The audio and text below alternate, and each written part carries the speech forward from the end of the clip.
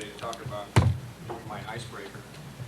You know, I thought about maybe inundating you with facts about my life, which I thought were pretty much everybody has a sad story about how they grew up poor, how they got and all that good stuff. A little quick story, yes, from Chicago, poor neighborhood. I think my mother earned about $11,000 a year, my father made about 13. Both from Puerto Rico, came over in 1940. The neighborhood we grew was kind of, it was truly a Spanish barrio. It was kind of, you know, a little underprivileged, but nonetheless, I had a great childhood. I mean, only there could you pick through the garbage and find nice toys. I will admit that today. But instead of going through that whole spiel, I thought I'd share a story with you that I think would be more, that'll give you more of a sense of who Victor Gonzalez is. And it all starts at third grade, and I promise to progress quickly. In third grade, one day I had a teacher, her name was Mrs. Chakowski, posed me very nicely. I remember us lying up against the wall, against the board, because we were ready to go to lunch. And I remember we had a new student come in. His name was Raul Lorenzi. It was Raul Lorenzi's first day, and I remember as we were going to lunch, Mrs. Chakowski asked who would let Raul Lorenzi butt in front of him, split pen. And, you know, pretty much show him where the bathrooms are, you know, that good stuff. And after a couple of moments of silence, I said, me. So Raul got in front of me, and we went on to lunch. There we struck a friendship that would last a long time. For some reason, Raul, felt indebted to me, and I thought that I was going to be this guy's protector or something. It turned out to be the other way around. As soon as we got outside, this kid knew everybody in the playground. Kids would rush to him, and I didn't understand this. It wasn't until later that I came to find out that his father was one of the heads of the community, and therefore he ran all the little leagues, baseball. So he sponsored all the teams. So everybody knew this kid. So I kind of took a back step and let Raul go about his business, and I just kind of went off to the corner. But after that, Raul didn't forget, I guess, what I had just done for him. Because for after that, he would defend me in everything. He would not let me fight any fights. He would hit the first guy that would come in. You know, I mean, the guy could be this smaller than me, and Raul would still hit him for some reason, but he never included me in any of his activities. He just came over, hit the guy, and then say, I'm going over here now.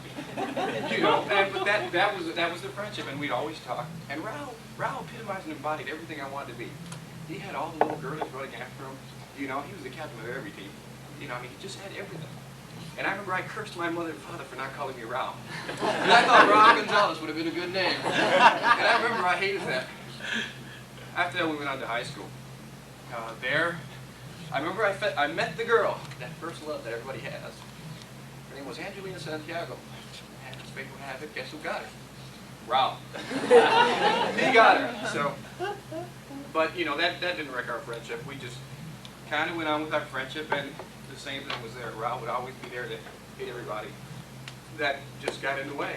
And I remember a good example of what Raul was when we were sharing a locker. And he had not moved in yet, but I'd put all my stuff in the locker. And the next day I got in there, somebody had broken into the locker and took all my stuff. All of it. And I remember I was so bummed out because I had to go home and tell Mom to buy me a new gym shirt, new gym shoes. You know, those little Woolworth specials with the slip and slides. I mean, somebody had to buy me those, and I had a problem here. And I remember Raul saw me, and he, you know, I was kind of halfway in tears here because I didn't know how to explain this to Mom. So Raul said, well, don't worry about it. Meet me here at 6:30 in the morning tomorrow. You know, I'll have something for you. Class started at 7, so nobody's going to be there yet. Sure enough, it was a winter morning. Got there. Raul, you know, typical long coat, says, okay, follow me. He had wedged a penny in the corner of the door so he could get into the school the night before. So we got in, we went all the way to the top floor. And I had no idea what this guy was going to do. All of a sudden he goes, Vic, run to the corner and just play lookout. And I'm like, okay, so I remember doing that. And I remember Raul opened up his coat, and he had cut a hole in his pocket, and he had these giant cutters, and he went along 7 lockers, didn't care who they were. He clipped 7 lockers, opened them all up, called me over and says, pick what you want and what they took. And I know this is wrong, but as a child, and yes, I took what they took from me, and okay, I took a little more, you know, added a couple of things here and there. I said, well, I could use that. Anyway, that was Raul Lorenzi. As third year went on, he kind of started going into the other route, which is a more gang route, the more nasty side of life. Well, I just kept going on the educational route. So my third year, I think Ron dropped out of school. He would still hang around the school. I'd still see him. Again, I went on, graduated, went on to college. My background is Bachelor of Science in Engineering over at IIT in Chicago. And didn't see Rao for a few years. I remember I ran into him at a nightclub.